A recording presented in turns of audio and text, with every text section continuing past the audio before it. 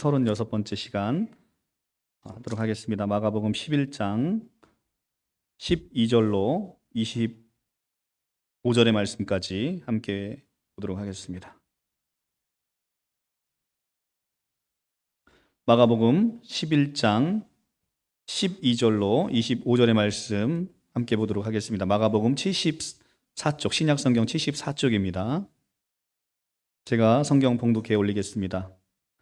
이튿날 그들이 베다니에서 나왔을 때 예수께서 시장하신지라 멀리서 잎사귀 있는 한 나무 무화과 나무를 보시고 혹 그 나무에 무엇이 있을까 하여 가셨더니 가서 보신즉 잎사귀 외에 아무것도 없더라.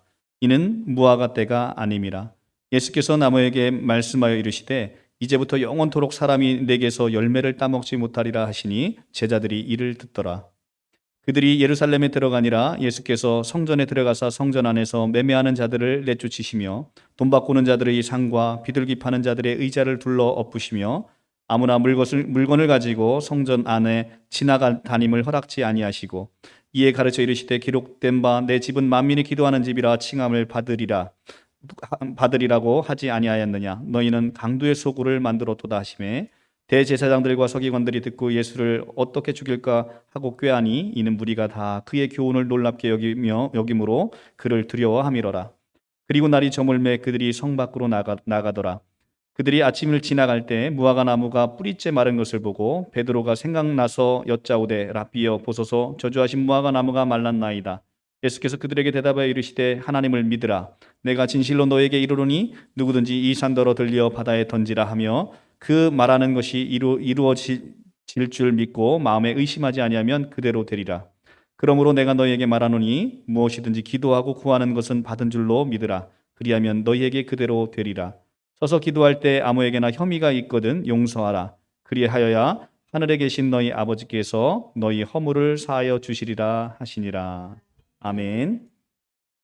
이제 예수님께서 드디어 예루살렘 성전에 제자들과 함께 예루살렘으로 들어갔습니다. 오늘 그 무화과 나무 이야기와 그 다음에 성전에서의 예수님께서 난동을 부리시는 사건, 성전에서의 폭력 이야기가 나오고 그 다음에 무화과 나무가 말라버린 사건으로 다시 마무리를 짓습니다. 여러분들이 한번 보시면 알겠지만 무화과 나무 이야기는 성전의 폭력 이야기를 가운데 두고 양쪽으로 나뉘어 있습니다. 이것을 이제 샌드위치 기법이라고 하는데 마가복음에서는 특별히 이 샌드위치 기법에 아주 풍성한 의미를 담고 있습니다. 마가는 지금 무화과나무 이야기를 두 토막을 내버렸습니다. 그래서 12절에서 14절까지 무화과나무에 예수님께서 시장하셔서 가셨어요. 그런데 무화과나무에 무엇인가 있을까 생각하여 가보았는데 아무것도 없었습니다. 그리고 나서 예수님께서 그 무화과나무를 저주하십니다. 그 저주하신 결과가 어떻게 됐는지는 지금 14절 이후에 나오지 않아요.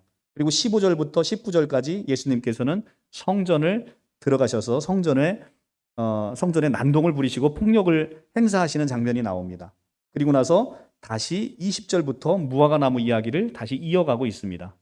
이렇게 무화과나무를 이야기를 저주하신 부분과 저주의 결과를 나누어서 가운데 성전에서의 폭력 사건을 지금 샌드위치로 그리워 놓고 있다는 것입니다.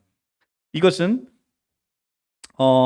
무화과나무 이야기를 앞선 이야기를 미완성으로 남겨놨습니다. 그리고 말미에 무화과나무에 대해서 예수께서 내리신 그 저주를 제자들이 듣더라라는 언급으로 일단 마무리를 졌습니다. 그리고 나서 성전의 폭력 이야기를 충분히 소개하십니다. 그런 다음에 일정 시간이 경과한 후에 다시 무화과나무 이야기로 다시 돌아가지요. 그리고 나서 저주받은 무화과나무가 오늘 아침에 다시 보니 말라 죽어버렸다라고 베드로의 입을 통해서 확인시켜주고 있습니다. 이러한 구성을 통해서 마가가 의도하는 것은 무엇일까요? 왜 두 개를 나눠놨습니까? 바로 무화과나무와 성전을 동일시하고 있는 겁니다. 그 운명을 동일시하고 있는 거예요. 무화과나무의 운명과 성전의 운명을 동일시하고 있는 겁니다. 열매를 구했는데 열매 없는 무화과나무는 어찌 됐습니까? 저주를 받았고 심판을 받았습니다. 마찬가지로 열매 없는 성전도 이와 같은 운명에 처할 것이다 라는 것을 우리에게 알려주고 있는 아주 문학적으로 굉장히 풍성한 이야기를 담고 있는 그런 내용이 아닐 수가 없습니다. 안식일이 사람을 위하여 있는 것이 아니라 안식일이 사람을 위하여 있는 것이지 사람이 안식일을 위해서 있는 것이 아니다라는 것이 마가복음 2장 27절에서 예수께서 말씀하신 거예요. 그러니까 중심은 뭐라는 겁니까? 바로 사람이 중심이라는 거예요. 하나님은 우리를 인간을 그렇게 존귀하게 여기고 계시는 겁니다. 세상의 모든 제도와 모든 규례가 인간을 위해서 있다는 것입니다. 인간을 그렇게 귀하게 보시는 겁니다. 그러므로 종교가 사람을 위하여 있는 것이지 사람이 종교를 위해서 있으면 안 된다는 것입니다. 그런데 지금 이처럼 성전을 위해서 성전은 사람을 위해서 있는 것입니다.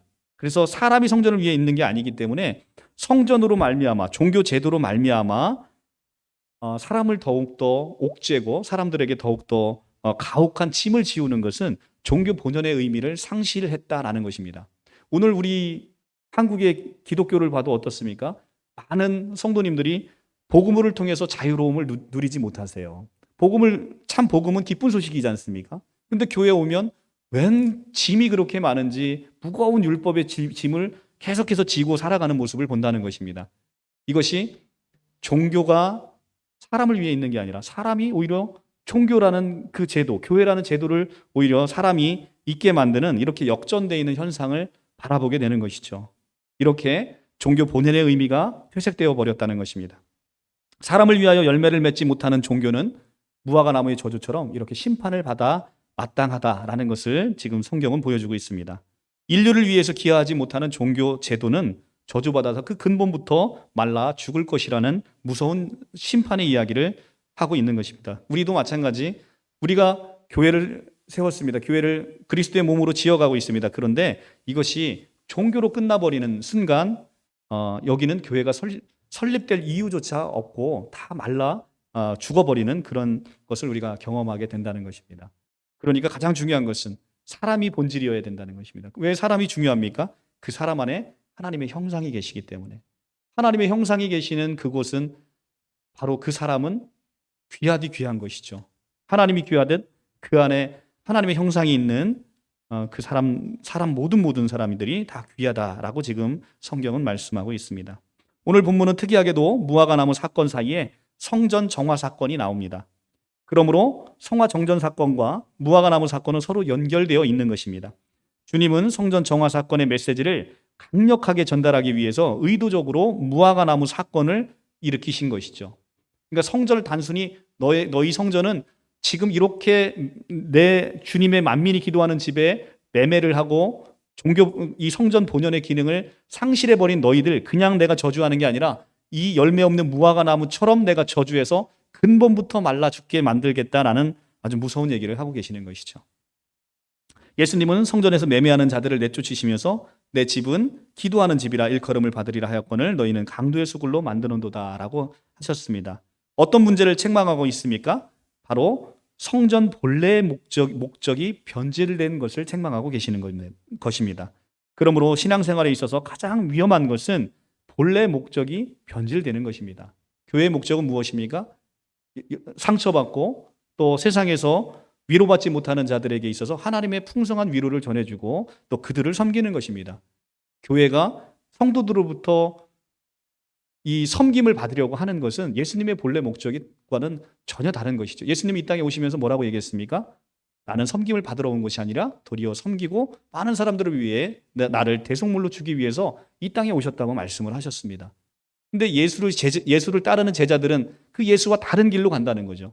교회가 어느덧 높아져 있어요. 성도들보다 높아져 있습니다. 교회가 떠받침을 받으려고 하고 있다는 거예요. 그러니까 성도들은 무거운 짐을 질 수밖에 없는 겁니다. 그냥 없는 시간 다 쪼개서 와서 교회에서 봉사를 강요하고 있고 헌금을 강요하고 있고 그로 말미암아 교회는 많은 부를 갖게 되고 그로 인해서 큰 건물만을 지고 허덕이면서 성도들의 헌금으로 교회를 유지하기 급급하고 또 많은 그 부는 또 목회자 개인의 어떤 치부를 위해 사용되고 있는 이런 모습들을 우리가 흔히 보지 않습니까? 그렇기 때문에 많은 이단들로부터 지탄받고 그런 모든 것들이 사실상 우리가 회개하고 반성해야 되는 모습들이라는 것이죠. 그래서 오늘 예수님께서는 그렇게 목적이 변질되어 있는 모습, 그 아픈 사람들, 없는 사람들, 그 상처받은 사람들을 위로하지 못하는 그 성전은 이제는 이 본질이 변해서 이제는 무화과 나무처럼 근본부터 말라 저주받아 마땅하다는 얘기를 지금 하고 있는 것입니다. 오늘 본문의 무화과나무 사건은 바로 이 성전 정화 사건과 이렇게 연결되어 있어서 당연히 우리 신앙생활을 하면서 본래 목적이 변하면 어떻게 되는지를 우리가 살펴보면서 우리의 신앙을 다시 한번 점검해 볼 필요가 있고 우리 교회의 목적을 다시 한번 우리가 살펴볼 필요가 있는 것입니다. 문제는 마가복음에 기록되어 있듯이 한 무화과 나무를 보시고 혹 그 나무에 무엇이 있을까 하여 가셨더니 가서 본즉 무화과 나무 잎에는 아무것도 없더라. 여기까지는 너무 좋아요. 여기까지 너무 좋은데 여러분들 아마 성경 읽으면서 이해가 되지 않는 대목이 있을 겁니다. 이는 바로 그 다음에 나오는 거예요. 이는 무화과 때가 아님이라 라는 문구입니다. 이것은 마태복음에 없어요. 마가복음에 있는데 이는 무화과 때가 아니라는 말씀 때문에 우리 성도님들이 성경을 읽을 때 너무나 복잡하고 어려운 신학적인 문제에 봉착하게 되는 것이죠. 첫째는 예수님께서 무화과에 결실되는 철을 모르시지 않았는가라는 의문이 들어요. 무화과 때가 아닌데 무화과가 있는 게 오히려 더 이상한 거 아닙니까? 상식적으로. 그러니까 예수님이 무화과의 결실의 철을 혹시 모르시는 게 아닌가. 하나님은 전능하신데 예수님은 하나님이시잖아요. 근데 그 하나님이 무화과의 철을 모르시지 않으시지는 않겠죠. 그죠? 근데 둘째, 또 하나의 의문, 왜 아무런 잘못도 없이 잘 자라고 있는 무화과 나무를 저주하셨는가? 무화과 때가 아니면 무화과 안 맺는 게 당연한데 왜 아무 잘못 없는 무화과를 저주하신 것인가? 아직 열매 맺을 철이 아니어서 열매 맺지 않은 것 뿐인데 그러기에 그 나무가 저주받아야 할 아무런 까닭이 없음에도 그럼에도 불구하고 왜 예수께서 그 나무를 열매 없다고 저주하셨으니 우리로서는 도저히 이해하기가 어려운 대목이 있다는 것입니다. 세 번째로 제자들의 태도입니다. 예수님께서 왜 우리처럼 이렇게 궁금한 것, 곧 아무 잘못도 없는 무화과 나무를 예수님 왜 저주하십니까? 라고 물어봐도 됐을 것인데 그렇게 물어보지 않고 기껏 잎이 무성하게 살아있는 나무가 어떻게 그렇게 쉽게 뿌리채 말라 비틀어졌는지 그 기적에만 궁금증을 가지고 있어요. 그죠? 자, 베드로가 생각나서 여짜오되 랍비여 보소서 저주하신 무화과가 말랐나이다. 그러니까 예수님이 저주하니까 무화과가 전날 멀쩡했던 무화과가 다음날 뿌리채 말라 비틀어진 것이 그것이 너무 궁금했던 거예요. 너무 신기하지 않습니까? 왜 제자들은 그것이 궁금했던 것인지. 그러니까 불행하게도 우리가 이렇게 제기하는 문제에 대한 성경의 속 시원한 대답들이 없습니다. 마가복음에서 이는 무화과 때가 아님이라 라는 말만 없어서도 이런 문제를 가지고 우리가 고심하지 않아도 됐을 텐데 이 문구가 우리를 좀 괴롭게 하고 있습니다. 열매 맺어야 할 철에 열매는 안 맺고 잎사귀만 무성한 과일나무라면 저주받을 수도 있는 것이 양해될 수 있었을 텐데 이 문구로 말미암아 무화과 철도 모르시는 예수님께서 이런 잘못된 저주를 하신 게 아닌가 이런 생각이 의문이 들 수도 있다는 겁니다. 여기에 대해서 우리 성서학자들은 이렇게 성경을 이해해 봅니다. 예루살렘 주변의 무화과 나무는 일반적으로 3, 4월에 잎이 돋기 시작을 합니다. 그래서 열매 맺는 것은 잎이 무성하게 자라는 6월경이라고 합니다. 무화과 철도 아닌 6월절 기간이 바로 3, 4월인데 이 3, 4월에 잎이 무성한 무화과 나무가 있었다는 것 자체가 대단히 예외적이라는 것이죠. 그래서 마가복음의 기자가 지금은 무화과 철이 아니다라고 말하는 것은 잎이 무성할 철도 아니라는 말입니다. 잎이 무성하면 과일이 맺고 있어야 당연한 겁니다. 근데 잎이 무성할 철도 아닌데도 불구하고 잎이 무성했다면 보는 이는 비록 무화과 철이 아니라고 하더라도 잎이 무성한 무화과 나무에서 무화과를 기대하는 것이 당연한 지사 아니겠습니까? 그런데 잎이 무성하면 을에 거기에 과일이 있어야 되는 것으로 인식하는 것이죠, 보편적으로. 그런데 저주받은 그 나무는 잎만 무성했지 과일이 없다는 것입니다. 잎은 무성했는데 과일이 없다는 거예요.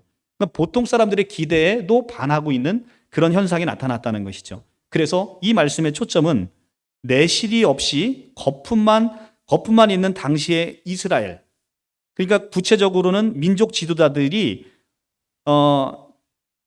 내실 하나도 없이 외적으로만 커져 있는 거예요. 그러니까 지금의 한국 교회의 모습과도 어떻게 보면 일맥상통할 수 있는 겁니다. 교회는 엄청 커요. 그런데 안을 들여다봤더니 다 썩어 있는 거예요. 열매는 하나도 없는 거예요.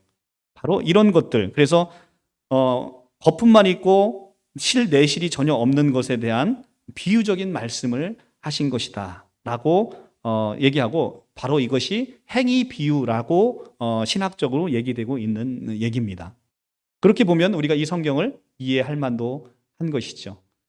무화과 잎이 많으면 철이 아니라고 하더라도 당연히 그 앞에 열매가 맺어지는 것은 우리가 인지상정으로 기대할 수 있는 내용이잖아요. 그런데 무화과 잎은 많은데 열매가 없다. 그런 것은 내실 없이 거품만 가득 있고 어떤 성전의 크기만 잔뜩 있는 그런 타락한 이스라엘 성전에 대한 하나님께서의 비유의 말씀. 그래서 뿌리채 말라 비틀어질 수밖에 없는 그것을 상징으로 보여주고 있다는 것입니다. 좀 더 다른 견해를 한번 살펴보면 무화과나무가 존재하는 목적은 무엇입니까? 바로 먹기 좋은 열매를 맺는 것입니다. 무화과나무는 봄부터 열매를 맺기 시작해서 여름을 거쳐 가을까지 5번의 열매를 맺는다고 합니다.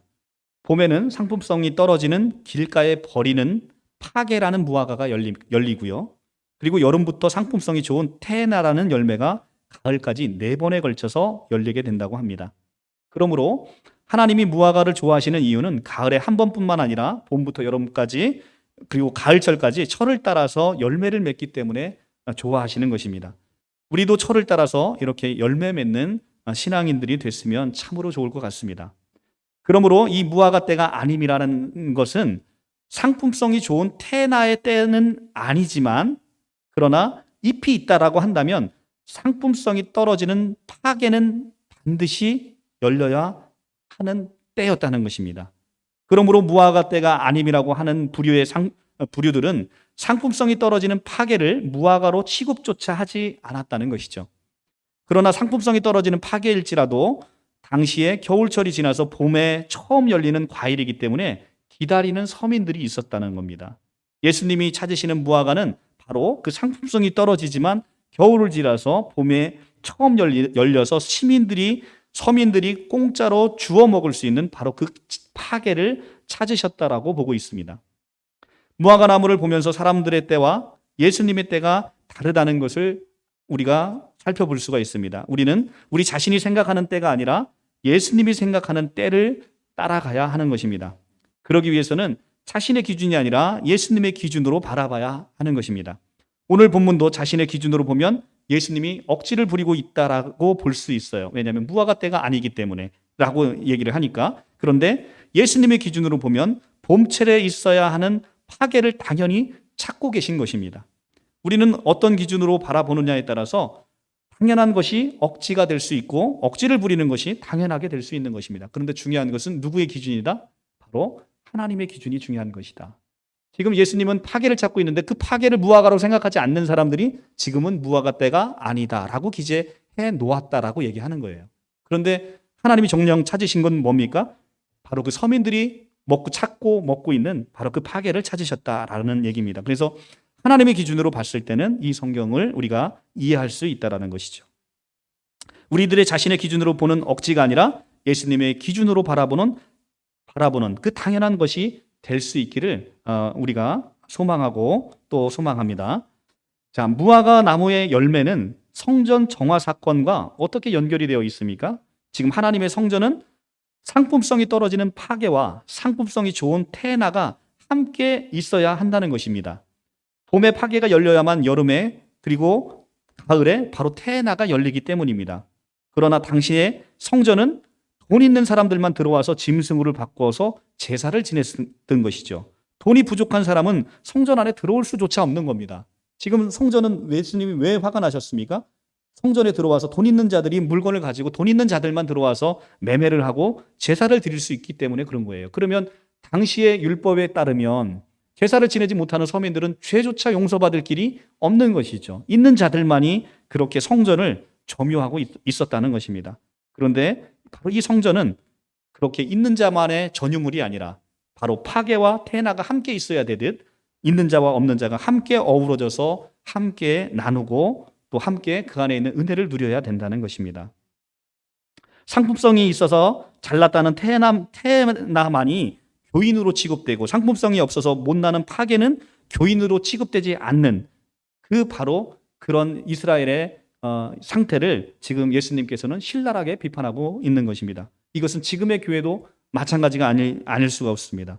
교회가 사회적 지위와 사회적 신분과 가진 자와 갖지 못한 자를 차별한다라고 한다면 그것은 교회의 역할이 하나님의 그 본래 목적에서 벗어나서 정말로 부패하고 썩어지는 것임을 우리가 오늘 성경의 본문을 통해서 같이 볼 수가 있습니다. 교회가 가진 자와 없는 사람을 계산해서 차별하는 그것은 교회의 본연의 기능을 망각한 아주 근본부터 저주받아야 될 그런 모습이 아닐 수가 없습니다. 그러므로 예수님은 만민이 기도하는 집을 강도의 수굴로 만들었다고 지금 이스라엘 성전을 강하게 질책하십니다. 본질은 무엇입니까? 바로 예수님은 교회의 본질이라는 것은 예수님이 의심도 없이 바로 믿음과 기도라고 얘기를 하고 있습니다. 교회의 본질은 누구나 의심 없이 바로 믿음과 기도가 가장 중요한 것입니다. 그렇기 때문에 오늘 본문에서 무화과 나무의 저주가 끝나고 두 가지의 주제가 언급되고 있습니다. 하나는 바로 믿음이고 또 하나는 기도입니다. 그래서 바로 믿음과 기도, 성전의 가장 중요한 본질인 믿음과 기도가 바로 이어서 나오게 되는 거예요. 자, 23절에 의심 없는 믿음을 말씀하시고 24절에 기도를 말씀하십니다. 주님은 이 믿음과 기도가 없는 그 성전과 교회는 무화과 나무처럼 말라간다라고 오늘 우리에게 경고를 하고 있는 겁니다. 지금 한국 교회의 위기는 바로 이 믿음과 기도가 없어서 말라가고 있는 것은 아닌지 우리가 같이 한번 우리를 되돌아봐야 될 때가 아닌가 싶습니다. 성도의 신앙도 의심하며 기도하지 않으면 이 바로 믿음의 뿌리가 말라가는 것을 우리가 보게 됩니다. 우리가 의심하지 않고 믿음으로 기도하여 뿌리 깊은 신앙이 되기를 간절히 소망합니다. 자, 23절을 보면 성도가 의심하지 않고 믿음으로 기도하면 어떤 역사가 일어난다고 합니까? 바로 예수님은 누구든지 산더러 들려 바다에 던져지라 하면 그 역사가 그대로 된다라고 지금 얘기를 하고 있습니다. 어떤 의미가 있습니까? 바로 예수를 믿고 구원받은 사람의 변화를 지금 말씀하고 있는 것입니다. 한 사람이 예수를 믿고 구원을 받는다는 것은 산을 들어서 바다에 옮기는 놀라운 변화의 역사가 바로 그 사람에게 일어나셔야 된다는 것입니다.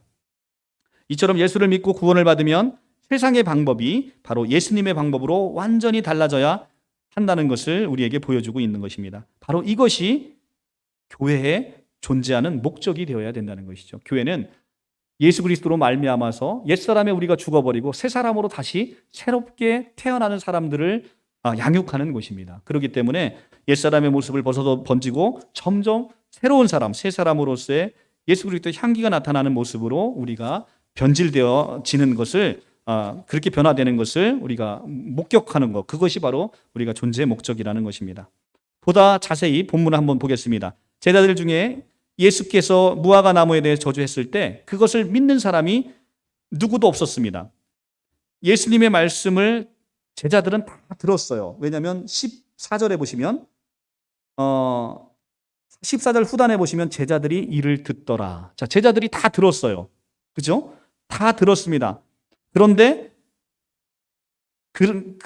베드로가 나중에 나무가 마른 것을 보고 예수님의 말씀이 비로소 생각이 난 거예요. 20절, 21절 보면 아침에 지나갈 때 무화과 나무가 뿌리채 마른 것을 보고 베드로가 생각이 나서, 자, 베드로가 예수님이 말씀하실 때 믿은 게 아니라 그때 다음날 지나니까 그 마른 걸 보고 비로소 생각이 나서 예수님께 물은 것입니다. 어찌하여 납비여 보소서 저주하신 나무가 말랐나이다. 그러니까 14절에서 예수님이 말씀하실 때 제자들은 이 저주하신 말씀으로 말미암아 무화과가 뿌리채 마를 것이라는 믿음을 갖지 못했다는 것입니다. 베드로는 어제 주님이 말씀하신 대로 됐습니다라고 지금 21절에 얘기하는 것은 이것은 이미 과거적인 믿음이라는 것이죠. 현재적 믿음이 아니라는 것입니다. 주님이 저주한 그 순간 이미 나무가 말라버릴 것을 믿었어야 했다는 것입니다. 바로 이 믿음이 하나님을 믿는 믿음이라는 것이죠. 지금 불가능해 보이는 그것을 우리는 믿는 것이죠. 성경에서 우리가 이성적으로 믿어지는 게 몇 개나 있습니까? 동정녀로 사람이 탄생할 수 있습니까? 사람이 죽은 자를 살릴 수가 있습니까? 보리떡 5개와 물고기 2마리로 5,000명을 먹일 수가 있습니까? 성경의 모든 것들은 우리의 이성으로 이해될 수 없는 초이성적인 사건들을 다루고 있어요. 그런데 우리는 그것이 믿어진다는 것이죠. 그것이 은혜라는 것입니다. 지금 무화과 나무를 저주하셨는데 그 무화과 나무를 말라 비틀어지는 그 사건이 뭐가 대단한 사건이라고 그걸 못 믿겠습니까? 동정녀 탄생을 믿고 죽은 자를 살리시는 걸 믿는데 무화과 나무를 저주하신 게 말라 비틀어진 게 뭐 대단하다고 그거를 못 믿겠냐는 거죠. 그런데 그것을 우리가 이성으로 바라보면 믿어지지 않는다는 거예요. 그래서 성경은 우리의 믿음은 바로 하나님이 지금 우리가 불가능해 보이는 것 같이 보여도 하나님께서 그걸 하신다라고 하셨을 때 우리는 그것을 믿는 것, 그것을 믿음이라고 한다는 것이죠. 그래서 믿음은 하나님의 약속을 믿는 거예요. 믿음은 내가 믿어서 구원에 이르는 게 아니라 하나님께서 나에게 하신 것을 믿는 거예요. 나에게 약속하신 걸 믿는 거예요. 내가 뭘 하겠다는 걸 믿는 게 아니라 주어가 내가 아니라는 것입니다. 주어가 하나님이시라는 거예요. 하나님이 하시는 걸 내가 믿는다는 것이죠. 내가 믿어 구원에 이르면 그건 누구 공로입니까? 그건 내 공로잖아요. 내가 잘해서 내가 구원받는 겁니다. 그러니까 교만해지고 오만해지는 거예요. 그런데 나는 내가 믿어 구원에 이르는 게 아니라 하나님께서 나를 구원하시겠다는 그 약속을 내가 억셉트하는 거예요. 그러니까 그 일을 하시는 분은 누굽니까? 바로 하나님이십니다.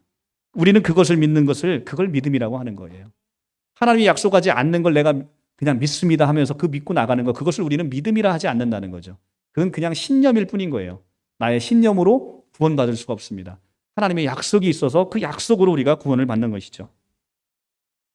자, 그래서 이 하나님께서 예수께서 지금 저주하실 바로 그 순간 내가 그 믿음으로 기도하는 그 예수님의 그 말씀을 믿는 순간 그것을 우리는 현재적 믿음이라 하고 그 믿음이 우리에게 지금 바라는 믿음인 것입니다. 말씀하시는 바로 그 순간 내가 그 믿음으로 기도하는 이 순간 하나님께서 행하시고 하나님께서 역사하신다라는 바로 그 믿음을 우리에게 가지라고 지금 우리에게 알려주시는 것입니다. 예수께서 그들에게 대답해 이르시되 하나님을 믿으라. 22절, 23절 내가 진실로 너에게 이르노니 누구든지 이 산들어 들리어 바다에 던져지라 하며 그 말하는 것이 이루어질 줄 믿고 마음에 의심하지 아니하면 그대로 되리라. 우리는 임마누엘의 하나님의 믿음을 가져야 한다는 것입니다. 우리는 현재 함께 하시는 하나님, 지금 나와 함께 하시며 우리 가운데 말씀하시고 인도하시며 역사하시는 하나님을 경험하면서 믿으며 살아가야 된다는 것을 말씀하고 있는 것입니다.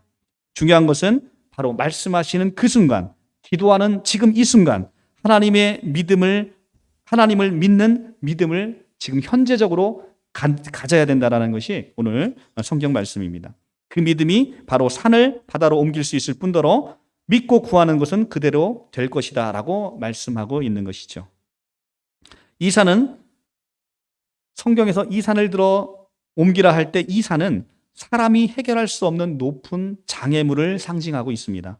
당시 이스라엘 속담에는 산을 들어 던지운다라는 말은 어려운 일을 해결한다라는 뜻으로 사용되어 있습니다. 그러니까 산을 옮기는 건 불가능하잖아요. 인간이. 그런데 그 산이 옮겨진다는 건 우리가 하나님의 능력을 의지해서 그 장애물이 해결된다라는 의미라는 것이죠. 산을 옮기는 분은 바로 전능하신 우리 주 예수 그리스도, 바로 그 한 분이 바로 그것에 산을 옮기는 해결자십니다. 나는 지금 너무나 큰 산을 갖고 있어요. 우리 가정에는 해결되지 못하는 정말 너무나 심각한 골칫덩어리가 있어요. 그런 문제들이 있습니다. 그런데 이 높은 산을 사람의 능력으로는 도저히 해결될 것 같지 않아요. 그런데 그것이 바로 전능하신 우리 주 예수 그리스도께서 그거를 해결할 해결자임을 믿고 구하는 거라는 거예요. 그게 바로 믿음이라는 것입니다. 그것이 사람의 인간의 이성으로 생각해보고 따져보고 하면 그 믿음이 안 생긴다는 거예요. 그런데 우리는 온 우주를 창조하신 분이 무화과 나무를 말라 비틀어지게 하는 것이 무엇이 그게 기적이라고 제자들이 그게 궁금했겠습니까? 그런데 제자들은 그걸 궁금해 하잖아요. 어떻게 이 일이 생겼습니까? 그런데 온 우주를 창조하신 분이 여러분들의 그 삶의 문제를 해결하실 그런 능력조차 없으시겠습니까? 산을 옮길 능력이 없으시겠습니까? 하나님은 반드시 그 능력을 가지고 계신 분이니까 여러분 그분을 의지하시라는 것입니다. 24절에 보면 그대로 되리라고 말씀하십니다. 내가 너희에게 말하노니 무엇이든지 기도하고 구하는 것은 받은 줄로 믿고 믿으라. 그리하면 너희에게 그대로 되리라. 그런데 우리가 이 그대로 되리라 라는 것을 경험하지 못하는 이유가 무엇입니까?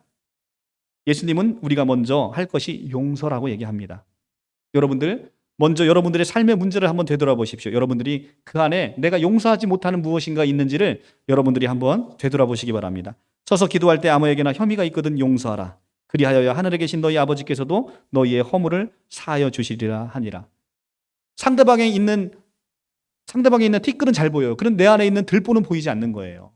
내 안에 있는 들보를 먼저 보라는 거예요. 그래서 또 내가 누군가를 분노를 갖고 있으면 그것을 먼저 용서하라는 것입니다. 그래야 용서에서 모든 기적이 시작된다는 것을 우리에게 알려주고 계십니다. 이 용서하는 자의 기도는 허물을 덮어주는 자의 기도이고 깨끗한 기도입니다. 그렇기 때문에 용서하는 자의 기도 하나님이 기뻐 받으신다는 것이죠. 그래서 용서하지 못하면 그 마음에 독이 쌓여 있어서 계속 갈등과 고통을 더욱 심하게 우리가 갖게 되는 것입니다. 무엇이든지 구하는 것이 이루어지지 않는 또 하나의 이유가 있습니다. 그것은 바로 요한복음 15장 7절의 말씀처럼 너희가 내 안에 거하고 내 말이 너희 안에 거하면 무엇이든지 원하는 대로 구하라. 그리하면 이루리라 라고 말씀하셨습니다. 그러니까 우리가 그리스도 안에 거해서 그분의 뜻과 우리의 뜻이 맞아야 된다는 것이죠. 우리는 열심히 무엇인가 간구합니다. 그런데 그것이 결코 하나님의 뜻이 아니라고 한다면 아무리 우리가 기도한다 한들 하나님의 뜻이 아니기 때문에 그 기도의 기적의 경험을 체험할 수 없는 것이죠. 우리가 먼저 그리스도 안에서 하나님의 뜻과 나의 뜻을 먼저 일치시키는 것입니다. 그럴 때 우리가 그 뜻을 내가 너희 안에 거하고 너희가 내 안에 거하면 무엇이든지 원하는 대로 구하라. 그리하면 이루리라 라고 말씀하시는 것이죠. 먼저 우리는 그의 나라와 그의 의를 구하는 것입니다. 그리하면 모든 것을 너희에게 더하시리라 말씀하셨으니 그분의 나라와 그분의 의를 먼저 구하시는 우리 성도님들이 되시기 바랍니다. 우리는 이미 산을 옮길 만한 하나님의 믿음이 우리 안에 이미 있습니다. 그분의 뜻에 우리 기도를 한번 맞춰 보시기 바랍니다. 우리가 산을 옮길 만한 하나님의 믿음은 바로 우리 믿음이 아니라 우리 안에 거하시는 예수 그리스도로 말미암아 우리께서 그분의 믿음을 우리가 이용하는 거예요. 그분의 능력을 우리가 의지하는 것입니다. 그러면 우리가 원하고 바라는 것 하나님의 뜻 안에서 거룩하게 이루어질 줄 믿습니다. 시편 120편 1절에서 2절의 말씀을 보면 내가 산을 향하여 눈을 들으라. 나의 도움이 어디서 올고 나의 도움이 천지를 지으신 여호와께서로다 라고 얘기를 합니다. 우리의 도움은 어디서 옵니까? 바로 천지를 지으신 여호와께 바로 오는 것이죠. 우리가 뭐 잘나서 그런 것도 아니고 우리가 능력이 있어 그런 것도 아닙니다. 오직 우리 안에 있는 여호와이신 예수 그리스도로 말미암아 우리에게 그 능력의 도움이 오는 것입니다. 오늘 그런 여호와 하나님을 의지하시기 바랍니다. 오늘 본문의 내용을 한번 신학적으로 아직 멀었습니다. 아직 조금만 더 하고요. 오늘 신학적으로 이 부분을 조금만 더 깊이 보고 마치겠습니다. 지금 제자들은 예수께서 행하신 일의 의미에 관심이 있는 게 아니라 예수님이 왜 무화과 나무를 저주하셨는지, 왜 성전에서 이렇게 폭력을 행사하셨는지에 관심이 있는 게 아니라 어떻게 하면 이 무화과 나무가 이렇게 쉽게 말라 비틀어졌는지 그 방법에 관심이 있었습니다. 그리고 베드로와 제자들은 무화과 나무가 이미 뿌리째 말라버린 기적과 관련하여 예수님으로부터 어떤 직접적인 설명을 기대했을지 모릅니다. 그러나 이들의 기대와는 달리 예수님께서는 이 무화과 나무 사건과 성전에 대한 상징적 심판에 관해서 간접적으로 그 의미를 풀어주시고 계셨습니다. 그래서 22절과 25절에 통해 상호 연계되어 나타나는 제자들을 향한 예수님의 표면적인 가르침은 첫째는 그냥 믿음, 둘째는 기도, 그리고 용서, 이 세 가지를 표면적으로 가르치셨어요. 그런데 우리도 지금 이 표면적인 내용을 지금 제가 하나하나 여러분들에게 말씀드렸는데 이 표면적인 가르침은 그 자체로 의미가 있습니다만 이 주제에 소개된 우리의 문맥을 고려할 때 이 이면적인 가르침을 보지 않고 그 표면적인 가르침만을 오늘 메시지를 전한다고 한다면 조금 뭔가는 신학적으로 좀 공허한 느낌이 들 거예요. 이 이면적인 가르침에 대해서 한번 살펴보고자 하는 것입니다. 그것은 성전의 심판으로 인해 야기될 새 영적인 원리와 질서에 대한 가르침으로서 이 내용은 특별히 예수님의 제자들이 숙지할 필요가 있는 기독론적이고 종말론적인 교훈으로 우리가 이해돼야 된다는 것입니다. 좀 어렵지요? 자, 그러니까 이걸 좀 쉽게 풀어볼게요. 예수님은 지금 뭐 하러 가십니까? 죽으러 가시는 거예요. 십자가에 달려 죽으러 가시는 거예요. 그런데 지금 거기에 임박해 있어요. 어디까지 왔습니까? 예루살렘까지 지금 당도했어요. 그러니까 이제 죽음이 임박했다는 것이죠. 그래서 죽음이 임박한 예수님이 지금 이 일을 벌이실 때는 이 일로 말미암아 자기가 십자가에 죽고 부활하심으로 말미암아 이제는 새로운 질서와 새로운 영적인 원리를 이 제자들에게 설명해 주고 싶었던 거예요. 이 사건을 통해서. 우리는 그거를 한번 같이 봐야 된다는 것이죠. 그걸 보지 못하면 이 본문을 깊이 보지 못하는 거예요. 사실 이 정도로 깊이 나가면 여러분들은 신학대학원에서 배우는 수준만큼 굉장히 깊이 들어가는 거예요. 자, 그런데도 우리 성도님들은 할 수 있습니다. 제가 한번 간단하게 풀어보겠습니다. 자, 구약에서 산을 옮기는 것이 누구만 가능합니까? 이 산을 옮기는 것은 여호와 하나님만 가능한 거예요. 여호와 하나님만이 가능한 겁니다. 하나님이 아닌데 산을 옮길 수가 없어요. 그런데 이 예수는 누구십니까? 바로 여호와 하나님이십니다. 이 예수께서 그 산을 옮기시는 거예요. 자, 구약에서 산을 옮기는 건 하나님 자신만의 일이고요. 산이 옮겨지는 것은 마지막 때에 일어날 특징으로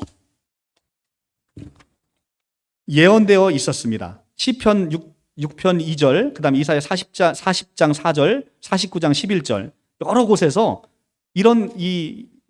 이것이 지금 마지막 때에 산이 옮겨질 것에 대해서 예언을 하고 있습니다. 또한 대부분 유대인들은 성전을 특별한 기도의 처수로 간주했어요. 그러니까 이 성전을 금지 오겹했던 거예요. 그러니까 이 성전 안에서만 내가 구원이 있다라고 생각하고 이 성전을 금지 오겹했었어요. 그랬더니 우리가 구약의 역사를 계속 되돌아보면 이 성전을 금지 오겹했던 이스라엘 백성들에게 계속해서 하나님은 뭐를 하십니까? 이 성전을 계속 허물어 버리세요. 계속 허물어 버리십니다. 왜 그렇죠? 그게 우상이 되어 버린 거예요. 성전이 계속 허물어 버리십니다. 그리고 지금 마가복음 안에서도 이제 제자들이 이 성전을 자랑할 거예요. 예수님한테 저 성전을 보소서 얼마나 큽니까? 근데 예수님께서 그 성전을 허물어 버리겠다고 하신다는 거죠. 그 성전을 허물어 버린, 그 우상이 되어 버린 그 성전을 허물어 버리겠다는 거예요. 그랬는데 사실 지금도 똑같은 현상은 또 생겨요. 지금 교회가 어떻습니까? 굉장히 거대한 예배당을 져놓고 그걸 자랑해요. 그리고 그게 무슨 권력인 양 교회 교인 수가 많은 목사님들은 어깨에 힘이 엄청 들어가 있어요. 그게 무슨 권력인 거예요. 그게 섬기는 종이 아니라 권력이 돼버렸다는 것이죠. 그런 교회 어떻게 된다는 거예요? 계속 그 성전 무너뜨리겠다는 거예요. 끊임없이 무너뜨리겠다 얘기를 하시는 것입니다. 유대인들에게 있어 이 성전은 그래서 기도하는 처소로 이렇게 간주되어 있었는데, 그리고 이 성전에서 백성들의 기도를 응답하시는 곳은 바로 여기뿐이다, 이 성전뿐이다 라고 얘기를 하는 것뿐만 아니라 백성들의 죄를 용서해 주는 곳이 바로 이 성전뿐이다 라고 계속 인식되어 왔고 그거를 우상시했다는 것이죠. 그런데 구약시대 역사하셨던 하나님께서 다른 하나님이 아닌 바로 그 과거와 동일하신 하나님으로서 이제 예수님을 통해서 과거와 마찬가지로 이 성전을 무너뜨리시고 이제는 새로운 계획과 새로운 성전을 건축하실 것을 우리에게 보여주시고 계시는 거예요. 이제는 이런 성전 필요 없어서 뿌리 붙여 말라 비틀어지게 만드시고 그 성전을 다 허물고 새로운 성전을 지시겠다는 거예요. 그리고 새로운 성전을 실제 지으셨어요. 어떻게 지으셨죠? 바로 우리의 사람을 성전으로 만드시는 거예요. 우리의 옛사람을 죽여버리시고 우리의 새 사람으로 말미암아 우리를 성전으로 삼아서 영원히 무너지지 않는 거룩한 성 예루살렘을 만드시겠다라는 새 계획을 지금 우리에게 보여주고 있는 것입니다. 이런 점에서 예수님의 제자들은 먼저 하나님을 믿는 믿음을 가지고 있으라고 명령을 받게 된 것이고, 그리고 나서 23절에 예수님께서는 독특한 권위의 메시지의 형식 부인, 내가 진실로 너희에게 이르노니 아멘 레고 휘민이라는 단어를 통해서 누구든지 믿음을 갖고 의심치 않으면 이 산을 말하여 바다에 들어갈 것을 명하면 그대로 될 것이라고 선언함으로써 예수님과 제자들은 이제는 예루살렘 성전의 터에 자리 잡은 바로 그 시온산에 있는 그 성전은 이제 바닷속에 박아놓고 이제는 영원히 무너지지 않는 새로운 성전, 그래서 영원히 멸망받지 않는 새 아담으로 지어지는 성전, 그래서 그 안에 내가 너와 영원히 함께 거할 것이다 라고 우리에게 종말론적으로 기독론적 메시지를 오늘 이 마가복음의 문맥에서 함께 주고 계신다는 것이죠. 이렇게 성경이 이해가 되면 얼마나 은혜롭겠습니까? 그렇죠? 예. 그래서 오늘 예수께서는 우리에게 바로 그 아름다운 메시지를 우리에게 주고 계시는 것입니다. 여러분들 오늘 본문의 말씀 좀 어려웠을 텐데 다시 한번 우리가 유튜브를 통해서 다시 한번 들어보시면 굉장히 은혜가 되는 그런 메시지가 아닐 수가 없습니다. 오늘 말씀을 맺겠습니다. 하나님께서는 바로 이렇게 우리가 기독교를 종교로 생각하시는 분처럼 그렇게 안타까우신 분이 없습니다. 기독교는 종교가 아닙니다. 종교라는 것은 인간이 만들어놔서 인간에게 많은 종교의 본래 속성이 인간에게 많은 의무를 부담하고 많은 짐을 지우게 되어 있어요. 기독교는 종교가 아닙니다. 기독교는 참 자유함을 누리는 곳이에요. 그건 복음. 그래서 우리는 기독교의 진리를 복음이라고 얘기하는 것입니다. 기쁜 소식이잖아요. 다음 주에 오후 예배 새신자반 강의 없다니까 얼마나 즐겁습니까? 복음의 메시지잖아요. 그죠? 대학생들한테 강의 없다니까 얼마나 좋아요. 복음이잖아요. 여러분들 너무 좋아하시는 거예요. 다음 주에 오후 예배 없고 새신자반 없으니까 얼마나 기쁩니까? 이렇듯 우리가 기독교의 복음을 딱 전해드리면 기쁜 소식이에요. 너무나 기쁜 거예요.